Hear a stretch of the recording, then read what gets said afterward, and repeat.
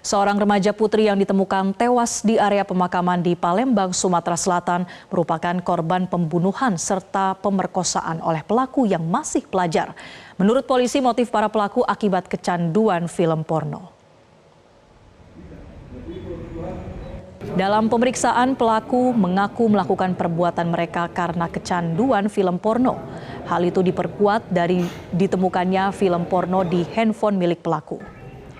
Kejadian ini bermula saat salah satu pelaku inisial IS yang merupakan kekasih korban bertemu korban di acara kuda kepang di kawasan Pipareja, Kecamatan Kemuning, Palembang. Kemudian pelaku dan ketiga temannya mengajak korban ke kawasan krematorium Sampurana untuk diruda paksa.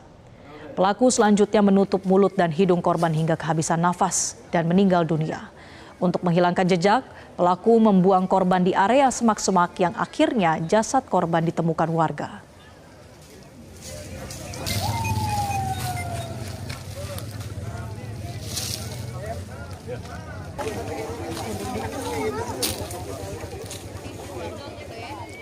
Dan pemirsa, bagaimana kronologis dan kelanjutan kasus ini kami akan konfirmasi langsung dengan Kombes Pol Haryo Sugihartono, Kapolrestabes Palembang.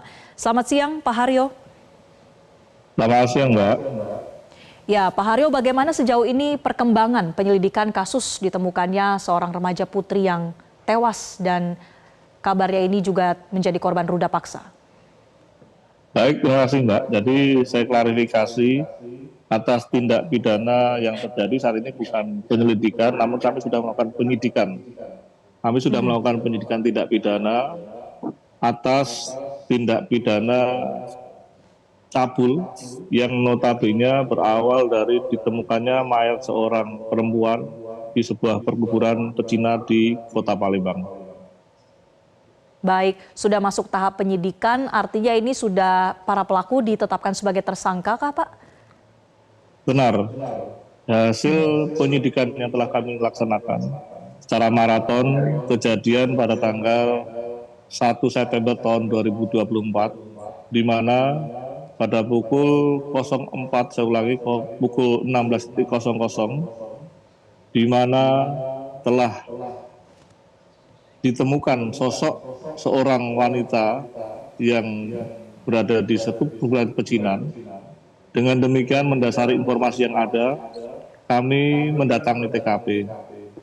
Setelah kami mendatangi TKP, kami mendapatkan beberapa kejanggalan, di mana sosok seorang wanita muda tersebut tentunya tidak lazim berada di lokasi tersebut yang jauh daripada pemukiman masyarakat.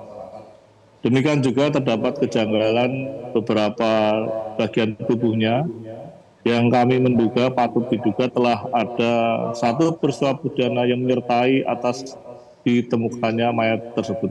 Demikian. Modus awal yang digunakan para pelaku kepada korban ini seperti apa, Pak Haryo?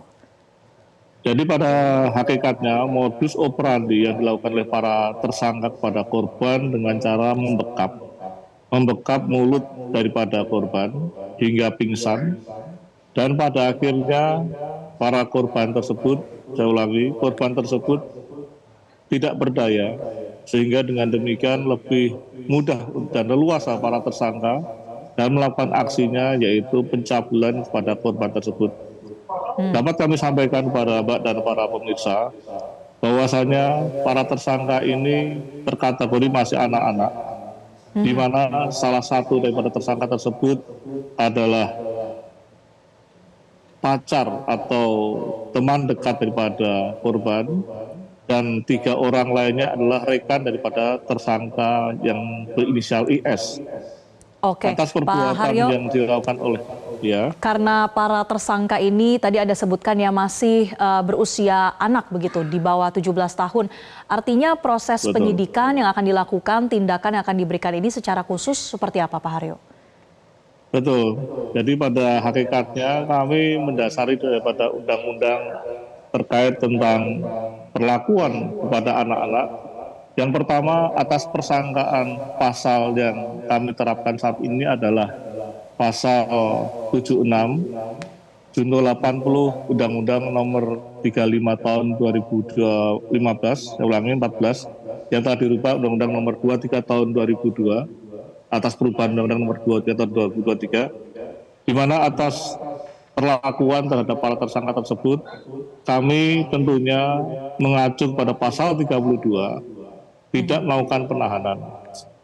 Namun demikian, satu dari keempat tersangka tersebut kami melakukan penahanan karena satu dari empat tersangka tersebut sudah menginjak dewasa, yaitu di usia 16 tahun. Sementara 3 orang pelaku yang terkategori anak-anak karena berusia 12 dan 13 tahun. Oleh karena itu kami mendasari pendampingan psikologi dari dokter yang ada, demikian juga mengacu saya lagi undang-undang tersebut pasal 32, dan atas permintaan keluarga tersangka mengajukan permohonan untuk menempatkan yang bersangkutan di salah satu balai rehabilitasi anak yang berhadapan dengan hukum milik Dinas Sosial yang ada di Kota Palembang. Baik, jadi satu tersangka ditahan dan yang lainnya ini tidak ditahan tapi tetap dalam proses penyidikan, begitu ya Pak Haryo.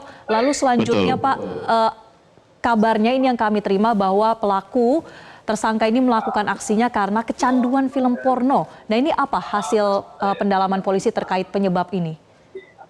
Benar Pak, jadi sebelum kami lanjutkan pemeriksaan, kami mendatangkan seorang psikolog yang notabene kami bekerjasama dengan Biro SDM Polda Sumsel, di mana hasil pemeriksaan psikologi daripada para tersangka terdapat dampak penyebab utama daripada perbuatan yang dilakukan. Keempat tersangka yang notabene masih terkategori di bawah 17 tahun tersebut, pada prinsipnya disebabkan beberapa faktor yang menyebabkan para tersangka melakukan perbuatan yang tidak senonoh tersebut. Di antaranya faktor-faktor yang membuat terciptanya sebuah peristiwa yang terjadi adalah faktor lingkungan, faktor ekonomi, demikian juga faktor kepedulian orang tua. Kami melihat hasil penyitaan barang bukti yang telah kami amankan, yaitu handphone milik tersangka, terdapat beberapa file di dokumen yang ada, film-film porno yang menjadikan sajian utama bagi anak-anak di usia belia dalam melakukan kegiatan. Baik, artinya itu terkonfirmasi ya Pak bahwa dari temuan barang buktinya pun ada begitu film porno di handphone milik tersangka. Tentu ini akan menjadi perhatian khusus juga lebih lanjut pada pihak keluarga atau mungkin instansi pendidikan. Betul. Sekali lagi terima kasih Kombes Pol Haryo Sugihartono, Kapolrestabes Palembang telah bergabung bersama kami di Metro Siang. Terima kasih Mbak. Jelajahi cara baru mendapatkan informasi. Download Metro TV Extend sekarang.